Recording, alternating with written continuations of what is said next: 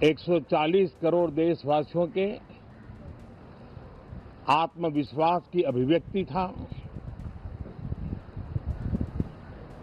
140 करोड़ देशवासियों के पुरुषार्थ का लेखा जोखा था।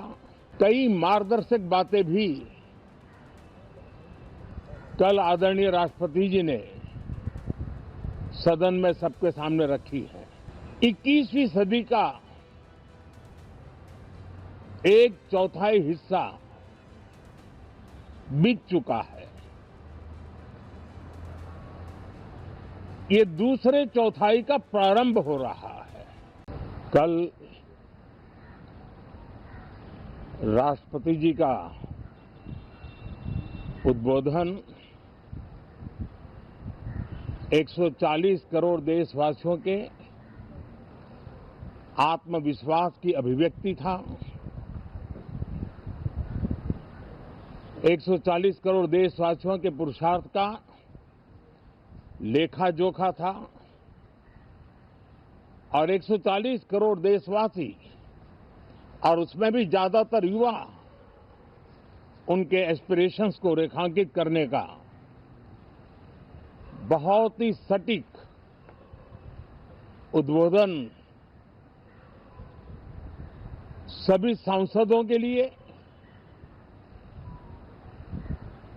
कई मार्गदर्शक बातें भी कल आदरणीय राष्ट्रपति जी ने सदन में सबके सामने रखी है।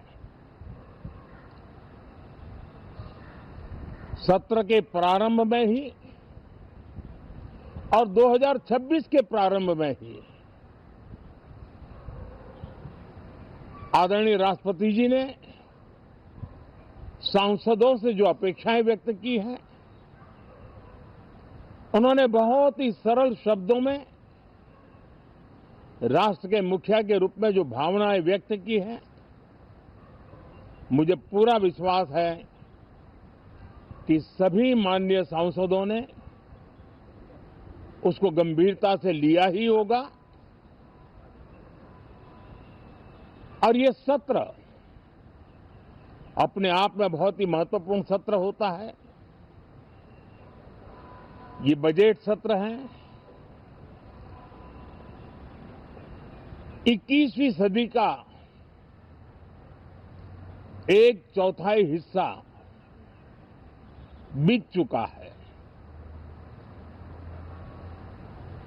ये दूसरे चौथाई का प्रारंभ हो रहा है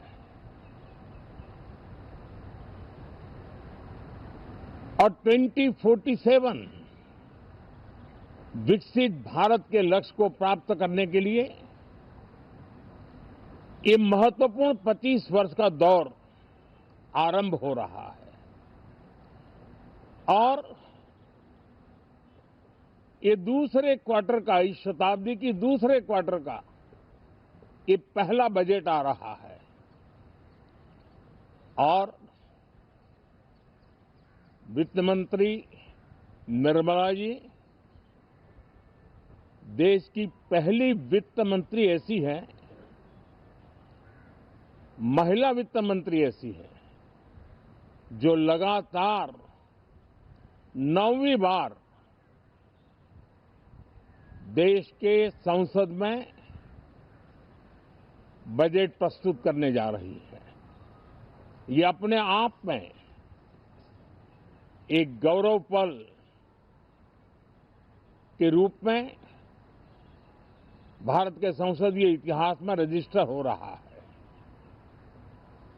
साथियों, ये 20 वर्ष का प्रारंभ बहुत ही पॉजिटिव नोट के साथ शुरू हुआ है। आत्मविश्वास भरा हिंदुस्तान आज विश्व के लिए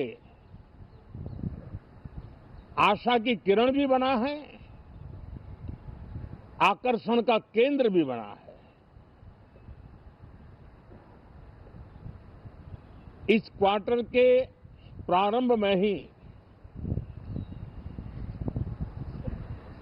भारत और यूरोपियन यूनियन का फ्री ट्रेड एग्रीमेंट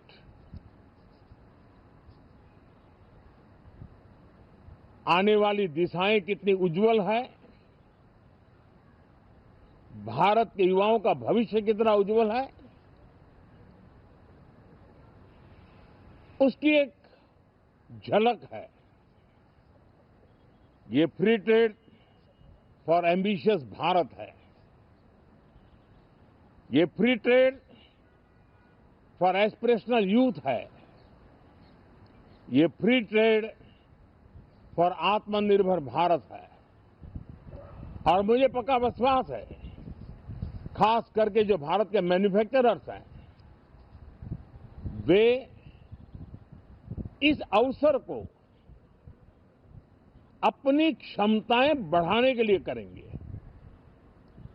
और मैं सभी प्रकार के उत्पादकों से यही कहूंगा कि जब भारत यूरोपियन यूनियन के बीच मदर ऑफ ऑल डील्स जिसको कहते हैं, वैसा समझौता हुआ है, तब मेरे देश के उद्योगकार, मेरे देश के मैन्युफैक्चरर्स अब तो बहुत बड़ा बाजार खुल गया, अब बहुत सस्ते में हमारा माल पहुंच जाएगा, इतने भाव से वो बैठे न रहे। ये एक अवसर है और इस अवसर का सबसे पहला मंत्र ये होता है कि हम क्वालिटी पर बल दें। हम अब जब बाजार खुल गया है तो उत्तम से उत्तम क्वालिटी लेकर के बाजार में जाएं। और अगर उत्तम से उत्तम क्वालिटी लेकर के जाते हैं तो हम यूरोपियन यूनियन के 27 देशों के खरीदारों के पैसे ही कमाते इतना नहीं, क्वालिटी के कारण से हम उनका दिल जीत लेते हैं और वो लंबे अरसे तक प्रभाव रहता है उसका, दशकों तक उसका प्रभाव रहता है। कंपनियों का ब्रांड देश के ब्रांड के साथ नए गौरव को प्रस्थापित कर देता है। और इसलिए 27 देशों के साथ हुआ ये समझौता हमारे देश के मछुआरे, हमारे देश के किसान, हमारे देश के युवान, सर्विस सेक्टर में जो लोग विश्व में अलग अलग जगह पे जाने के उत्सुक हैं, उनके लिए बहुत बड़े अवसर लेकर के आ रहा है। और मुझे पक्का विश्वास है, एक प्रकार से कॉन्फिडेंट, कॉम्पिटिटिव और प्रोडक्टिव भारत की दिशा में ये बहुत बड़ा कदम है। साथियों, देश का ध्यान बजट की तरफ होना बहुत स्वाभाविक है, लेकिन इस सरकार की ये पहचान रही है रिफॉर्म, परफॉर्म एंड ट्रांसफॉर्म। और अब तो हम रिफॉर्म एक्सप्रेस पर चल पड़े हैं, बहुत तेजी से चल पड़े हैं। और मैं संसद के भी सभी साथियों का आभार व्यक्त करता हूं कि इस रिफॉर्म एक्सप्रेस को गति देने में वे भी अपनी सकारात्मक शक्ति को लगा रहे हैं और उसके कारण रिफॉर्म एक्सप्रेस को भी लगातार गति मिल रही है। देश लॉन्ग टर्म पेंडिंग प्रॉब्लम्स अब उससे निकल करके लॉन्ग टर्म सॉल्यूशंस के मार्ग पर मजबूती के साथ कदम रख रहा है। और जब लॉन्ग टर्म सॉल्यूशंस होते हैं तब प्रेडिक्टेबिलिटी होती है, जो विश्व में एक भरोसा पैदा करती है। हमारे हर निर्णय में राष्ट्र की प्रगति ये हमारा लक्ष्य है, लेकिन हमारे सारे निर्णय ह्यूमन सेंट्रिक है। हमारी भूमिका, हमारी योजनाएं ह्यूमन सेंट्रिक है। हम टेक्नोलॉजी के साथ स्पर्धा भी करेंगे, हम टेक्नोलॉजी को आत्मसात भी करेंगे, हम टेक्नोलॉजी के सामर्थ्य को स्वीकार भी करेंगे, लेकिन उसके साथ साथ हम मानव केंद्रीय व्यवस्था को जरा भी कम नहीं आंकेंगे।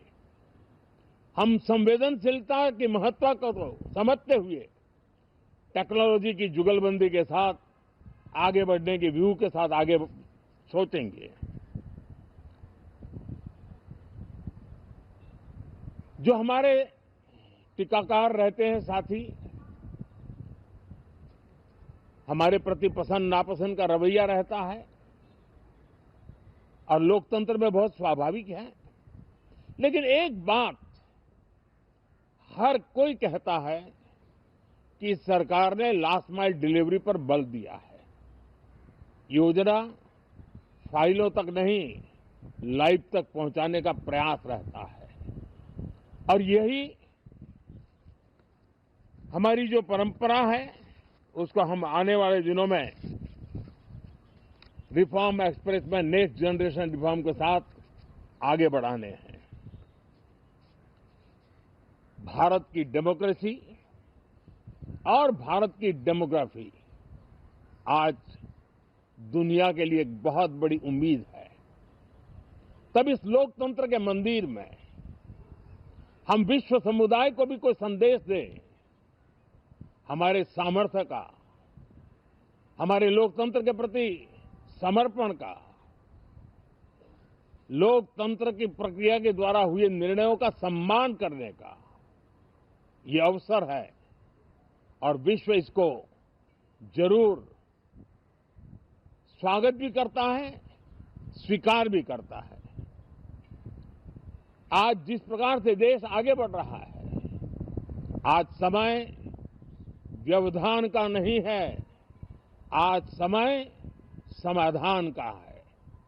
आज प्राथमिकता व्यवधान नहीं है, आज प्राथमिकता समाधान है। आज भूमिका व्यवधान के माध्यम से रोते बैठने की नहीं है, आज हिम्मत के साथ समाधानकारी निर्णयों का कालखंड है।